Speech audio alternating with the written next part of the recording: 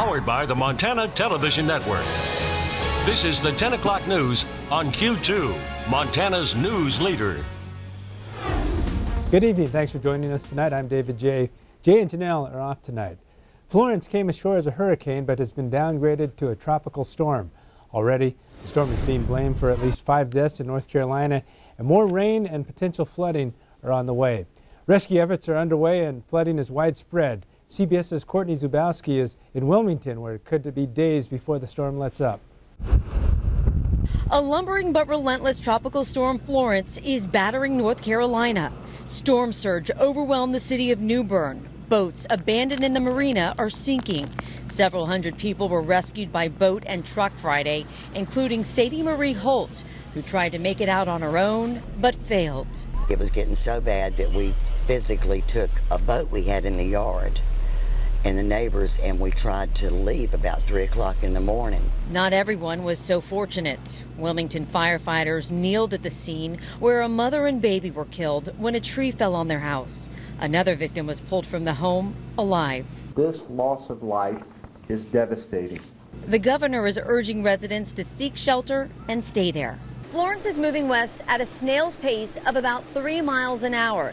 That means that driving rain and strong winds aren't letting up. It's going to be a continuous rain for many folks, probably through Saturday, and for many until Sunday. Members of a search and rescue group came out to these side streets in Jacksonville and ended up retrieving stranded pets from floodwaters. In the process, we find a few dogs held up on people's porches and a few cats, and so I guess we just try to help out. North Carolina's governor says at least 650,000 people are without power. That number could rise as high as 2.5 million by the time Florence clears out. Courtney Zubowski, CBS News, Wilmington, North Carolina. And President Trump is expected to visit affected areas next week.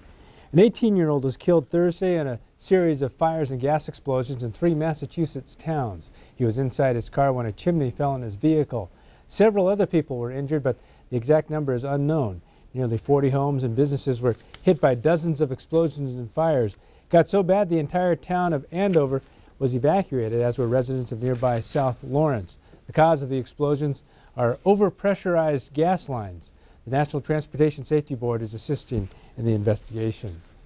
Day 5 of the Horseshoe Fire in Clarkston, and containment has increased to 33%. While fire crews mop up the hot spots, residents in the area are working on recovery. MTN's Mallory Peebles reports. There used to be 2 homes on the property behind me. Both are a complete loss. I talked to one of the men who lived there.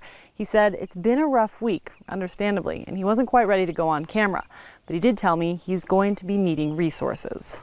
Soot and silence. At some properties, there isn't a single salvageable item following the fury of the Horseshoe Fire. But then, just next door,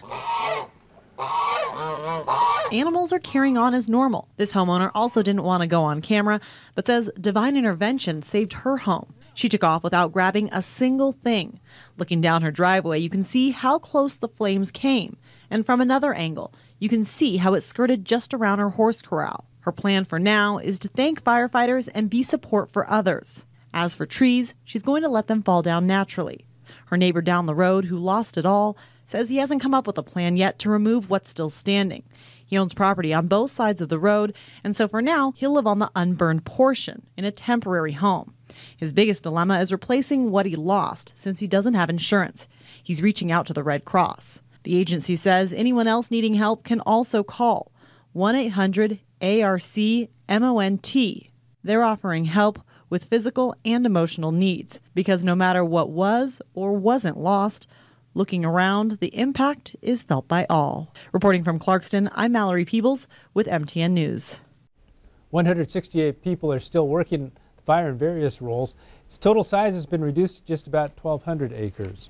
One man was slightly injured yesterday after being charged by an elk at Mammoth Hot Springs. Boyce Shaw of our league caught this video of a group of people watching 2 male elk fighting. One of the elk then crosses the street to charge at the crowd. Officials at Yellowstone National Park remind everyone to give animals their space and to stay 25 yards away from large animals like elk, bison, and bears.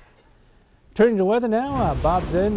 Last weekend of the summer, we're looking at the little cooler temperatures, it looks like. That can't be right. Didn't we just start summer? That's how fast it has that's been. Amazing. You know? Yeah, but this coming weekend is the last weekend of summer. So let me show you what our forecast is. It's really not all that bad. On Saturday, we're expecting mostly sunny skies. We do have a 20% chance for some rain showers moving in late in the day on Saturday. I think probably maybe sometime after 8 o'clock. Then on Sunday, it's going to be mostly sunny skies, back up to 80 degrees, a low that night about 56. But then as we head into the rest of next week, which is the last full week of summer, here's what we are expecting to see. Temperatures will feel more like the first full week of autumn, which, by the way, arrives on Saturday at about 7 o'clock in the evening. Anyway, we'll have more in your forecast coming up in a few more minutes. David? Okay, thank you, Bob. A new film festival started in Billings tonight, the Montana International Film Festival, also known as MINT. The three-day festival features 60 films from producers in 40 countries. The movies will be shown at 3 theaters, including the Babcock Theater. Mint has drawn films with big names such as Emma Thompson and Stanley Tucci in The Child Act. The film is premiering in Billings, Los Angeles, and New York, and it's an opportunity for filmmakers to show their work and for audiences to hear from the professionals. Opening film tonight, The Children Act, is with Emma Thompson and Stanley Tucci, and it's having its U.S. premiere tonight in New York City and Los Angeles and Billings. We've got a really amazing lineup of feature narrative films, feature documentaries, and short films as well from all over the world. Mint filmmakers have plans for 2019, including becoming an Oscar-qualifying festival for feature and short narratives and the start of the Mint Film Institute. Through Montana Make-A-Wish, Q2 got to meet Tyson today, a 16-year-old from Laurel going through treatment for Ewing sarcoma, a rare form of cancer typically found in bones of young males. After he rolled up in a beautiful '69 Charger, his wish of a shopping spree was granted. Tyson has been in Salt Lake City undergoing treatment, and his wish was to go back to school feeling on top of his game. Sponsored by 11 Insurance, Make-A-Wish, and GameStop helped Tyson stock up on video games and all the back-to-school essentials. Tyson said the first game he would play when he got home was NBA 2K19, and he was hoping to pick up a pair of retro Jordan sneakers a little later in the day. He told us that a day like this was also so special to him because it simply meant a much-needed break from the rigors of his daily life. We spoke with Montana Make-A-Wish coordinator Leah Hackey to get her take on what it means to be part of these special days. They're going through something that I think none of us could really imagine.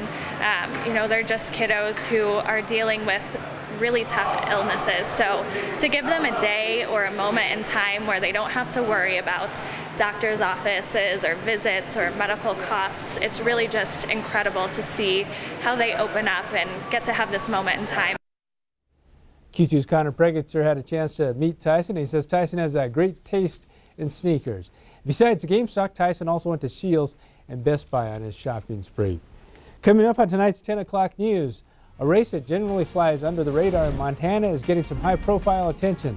Find out why. Later in sports, game of the night in Billings.